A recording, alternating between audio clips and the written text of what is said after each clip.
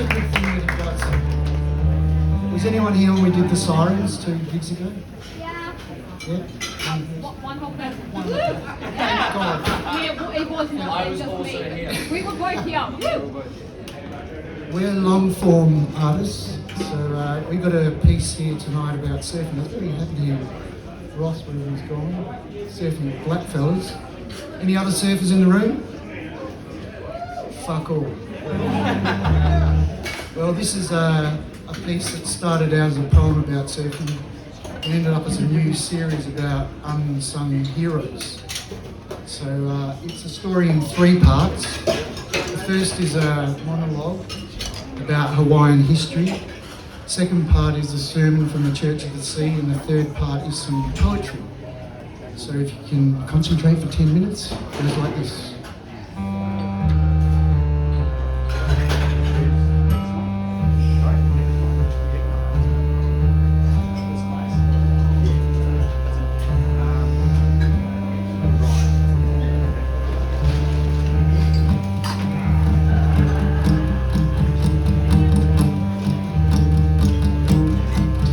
I want to tell you about Lili Ukalenai, the last queen of the Hawaiian Islands.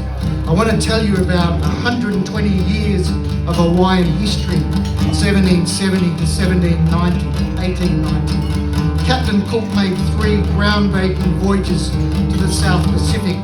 The first was in 1969 to Tahiti to track the eclipse of Venus and the Sun. And let's not forget, the planet Venus is named after the Roman goddess of love, whose functions encompass sex, fertility and prosperity for all. In those days, just 250 years ago, measuring the distance between the Sun, our Moon and other planets was how we mapped the Earth. Today, we just point our iPhone at a GPS satellite. Cook's first trip to Tahiti led to the first known illustration of surfing, possibly by a lining from London. The artist couldn't convey the shape and power of a concave wave, so it's got a lot more than a ripple lapping on the banks of the Thames. So he drew a nautilus shell in the foreground as a visual clue. In 1778, Cook made his 3rd and final journey to the South Pacific. These Englishmen were the first non-Polynesians to land in Hawaii, and he came back in 1779 and got his head bashed in with a club. The next set of historical surfing illustrations show Hawaiians freely frolicking in the surf, riding on the top of and inside of waves too. Lots of people, men and women, in fact, more women surfing than men. Women are figuratively depicted with imposing physical strength, once again, not very European. They're like Robert Crumb's 20th century cartoons to me. The timeless cliche would be Amazonian. In Hawaii, way back then, surfing was a community sport. Kings rode the biggest boards made from the best timber called olos, a very similar shape to the modern day longboard. Commoners rode alehas, a similar shape to the modern day high performance shortboard. All surfboards were hand carved from the local rainforest wood. Imagine this, you're having your best morning ever, surfing with your wahine. That's ancient Hawaiian language for female surfer. You come in, whack the top off a fresh coconut, that bubbly water, the sea, the sun, the laughter. Then you head inland. Maybe you pick a fresh pawpaw on the way. Next thing you know, you're in the shade of a giant palm, making love with your wahine, as natural as can be.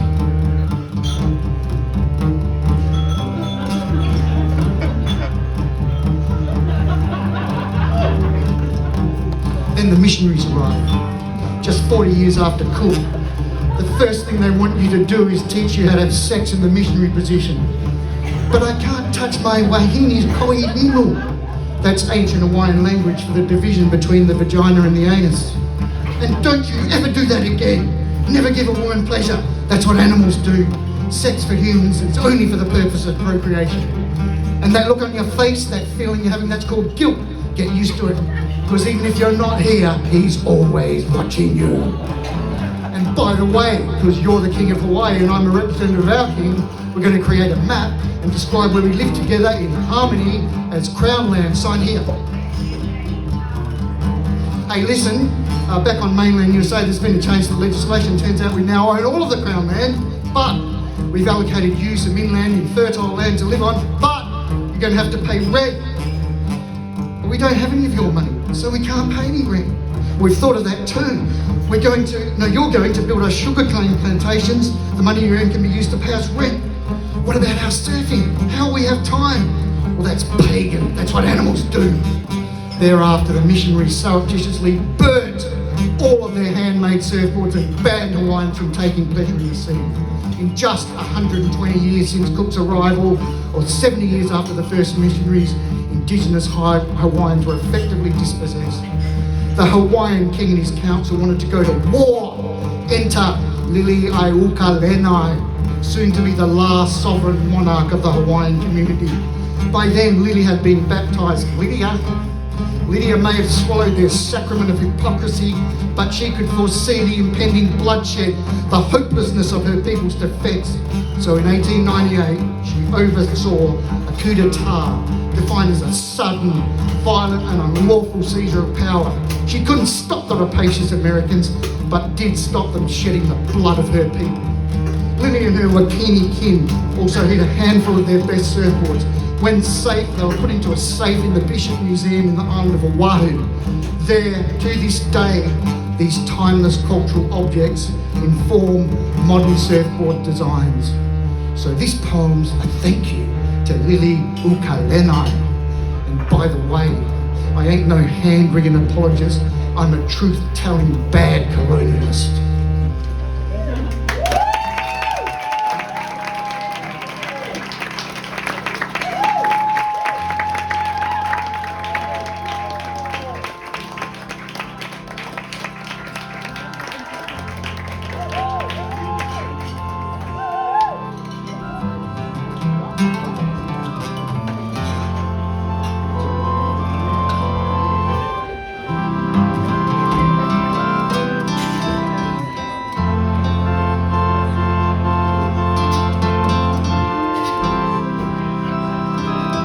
We're from the Church of the Sea.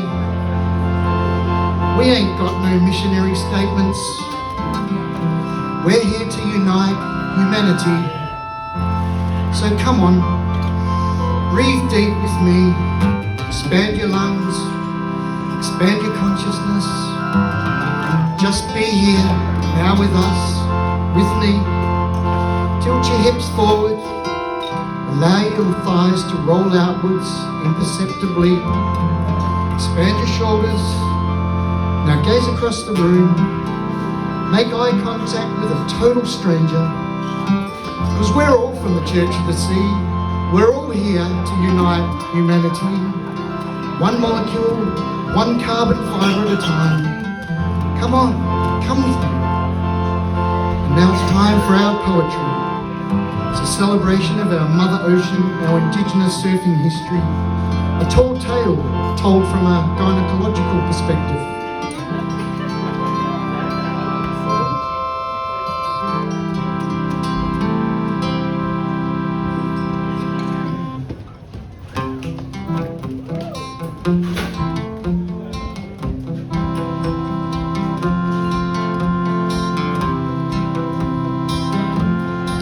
Out in the left hand with Clive Ander. He's bald and I caught him into the thin edge of a dry sucking leg. Wave of the day, I shouted as he disappeared deep down and into that fallopian tube. Go hard, then go harder from the pack. A crack, then a slither of light to guide him right. Inner, then outer labia, then stuck in the birth canal. A fairly uterous surfer, his talentless hand dangling. He skims past. The clitoris is last. Ovary, cervix, vagina. Words that don't rhyme with anything. Holo, kaha, ihunalu. Holo, kaha, ihunalu is ancient Hawaiian language. Words that don't rhyme with anything either.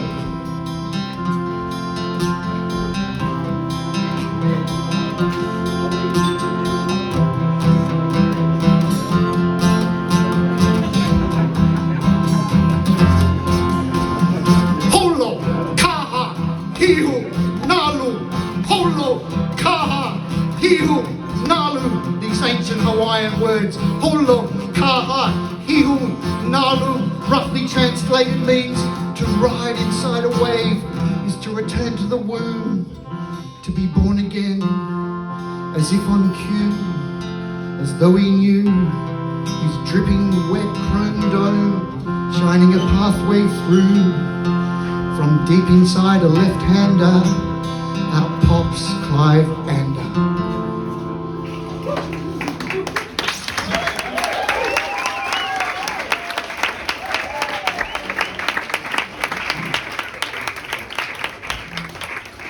We've got another one that's a bit shorter, so you don't have to worry about the 10 minutes. Change instruments. Yeah, so when we did the Sirens a couple of months ago, a week or two after that, a few words started coming out of my head, and I thought, I would like to get rid of those words, don't even want to deal with them.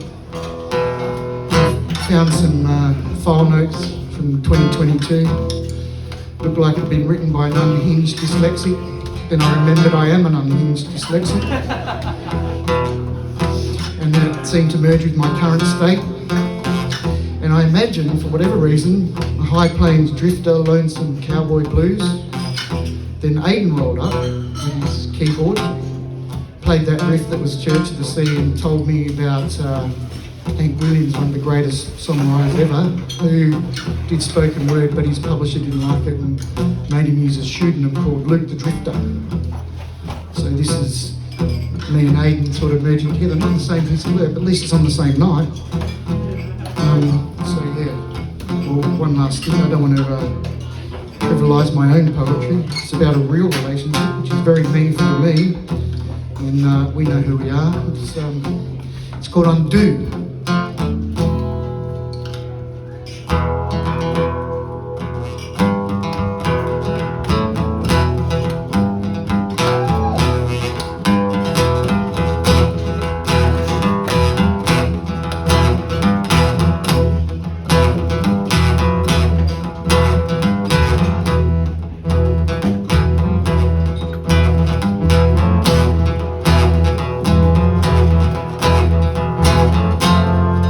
Did what I could undo, then I unzipped too.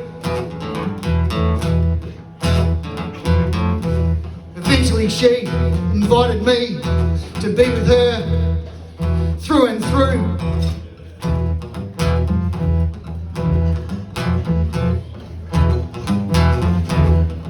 Four hours later, consent without release, confused by our expectations, I realised we'd waded unwittingly into a complexity I could not bite off nor chew.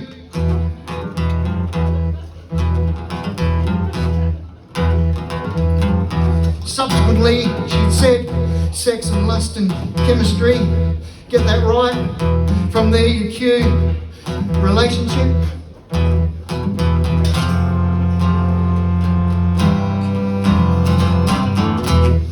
Eventually I realised I was the traditional female perspective. To start with, I thought that was ironically funny, a role reversal outcome. Eventually I unpicked that, threadbare, an oily road to nowhere.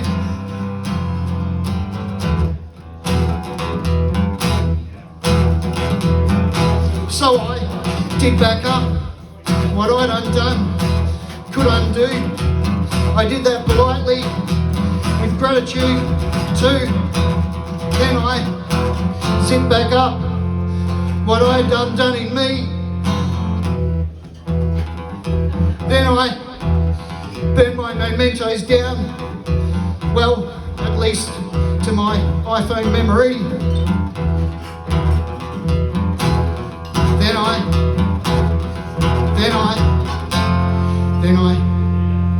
ends never ends, ends never ends, ends never ends.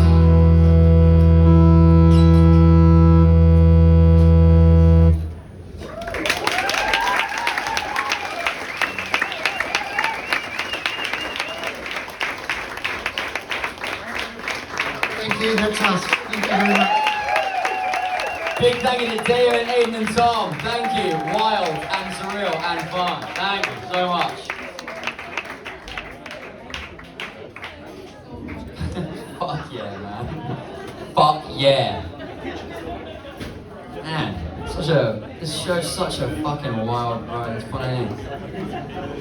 So many different artists. I'm crying in the corner. Bitch. Right, so we're going to launch into the open mic section of the first act. I've got 3 written down on my arm that people are already, people who are already keen.